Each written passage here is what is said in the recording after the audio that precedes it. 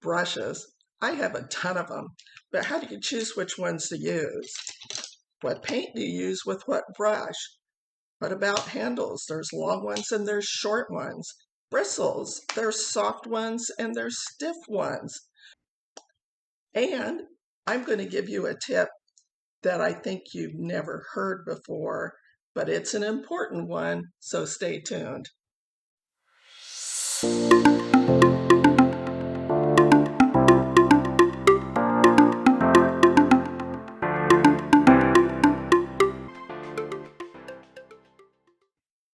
I'm Linda Paul-Sontag, an Arizona artist, and we're going to talk about brushes today. There are so many kinds, but it really depends on what type of work are you doing. So I'm going to start talking about a few rounds. These are particularly good with watercolor. This brush here, notice short handles. You're probably working close to your work. This is a sable brush. There's also many synthetic bristles that you can use, but pretty much with watercolor, you're going to use a soft brush. You're going to notice that brushes are also numbered. They number from, like 00 for a very small brush, and the numbers go up incrementally with the size of the brush. So if somebody said to you, for instance, I have a number 10 filbert, do you want to, in your mind, you'd have a good sense of what that brush really is. And speaking of filberts, a filbert, typically they're longer handled. They have a rounded bristle, and they're good for things with soft edges, curved edges. The stiffer bristle here is good for acrylics and oils, thicker paints. Now, if your acrylics are in liquid form, you wouldn't necessarily need a real stiff brush to move that paint around. But for thicker paints, you definitely want a thicker bristle. Very common hog's hair bristles. And you notice that the length of the brush really has to do with you can kind of envision, people out doing plein air landscapes. They're standing back from their easel, getting the big view. So typically you'd be working on an easel at a distance with the longer brushes. Then we're moving along to the flats.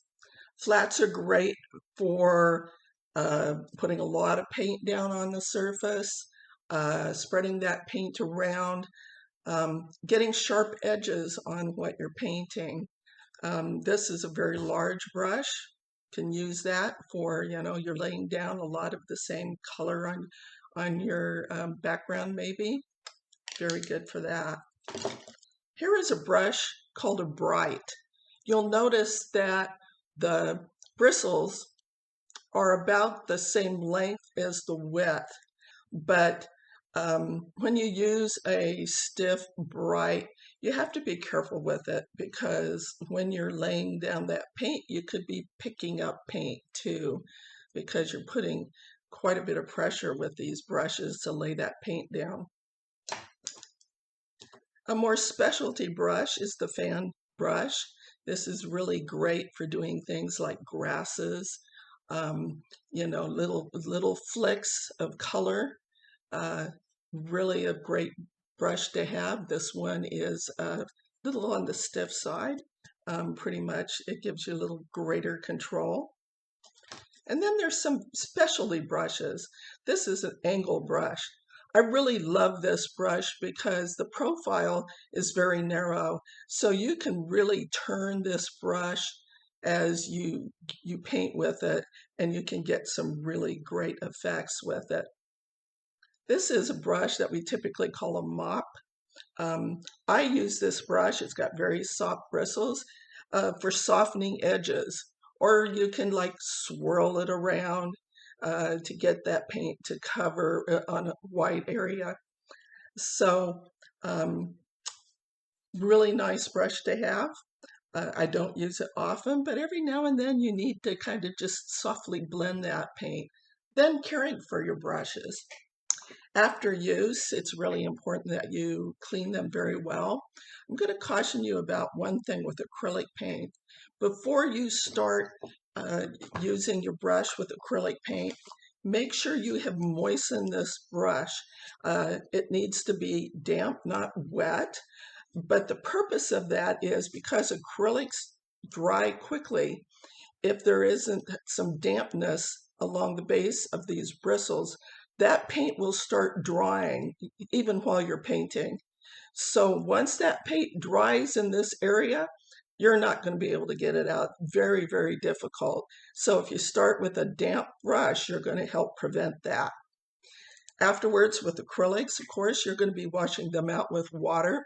Make sure you get all the paint out first and then wash it with water. And then it's recommended that you use some sort of conditioner. This is very commonly used conditioner right here. It has a cake in it that you would swirl your brush around in it and then rinse it very well. You might have to do this 2 or 3 times before you get it completely clean. Now with oils, you would have first, after trying to wipe out all the loose paint in it, you would be cleaning that with a solvent. And I have some hints for solvents that you're probably going to follow this video.